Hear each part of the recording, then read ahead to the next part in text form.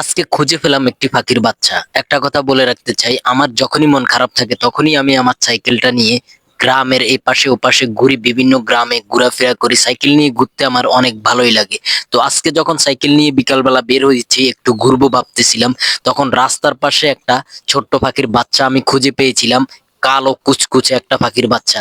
তো আমি বুঝতে পেরেছি এটা একটা পেঁচা পাখির বাচ্চা। আমাদের এখানে একটা পাখি আছে অনেক কালো, ওটাকে পেঁচা বলে। পাখিটা কিন্তু অনেক হিংস্র একটা পাখি। তো আমি সাইকেলটা এক হাতে ধরলাম, অন্য হাত দিয়ে পাখির বাচ্চাটাকে ধরলাম। একটা কথা না বললেই নয়, আমার সাইকেলের স্ট্যান্ডটা কিন্তু ভাঙা, তাই এক হাত দিয়ে সাইকেলকে ধরে রাখতে হয় আমার। তো যাই হোক, অবশেষে আমি পাখিটাকে নিয়ে আসলাম একটা নিরাপদ জায়গায়।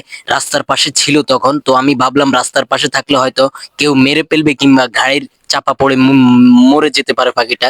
তো আমি এই পাখিটাকে নিরাপদ একটা জায়গাতে নিয়ে আসলাম। এখানে গাড়ি টাড়ি তেমন একটা আসে না। তো এখানে নিয়ে আসার পরে আমি ভাবলাম পাখিটাকে কোন জায়গাতে রাখা যায়। তো সাইকেলটাকে আগে রাখলাম, এরপরে আমি পাখিটাকে এই এই দেখতে পাচ্ছেন কোথায় রাখতেছি আমি।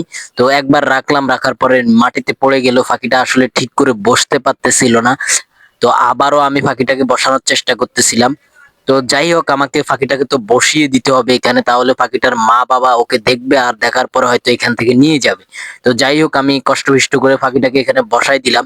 বসাই দেওয়ার পরে দেখুন পাখিটা কত সুন্দর করে বসে আছে, কিউট একটা পাখির বাচ্চা। তো এই ভিডিওটা আমি এখানে শেষ করতে চাই। আল্লাহ হাফেজ, ভালো থাকবেন সবাই, আবার দেখা হচ্ছে নতুন কোনো ভিডিও।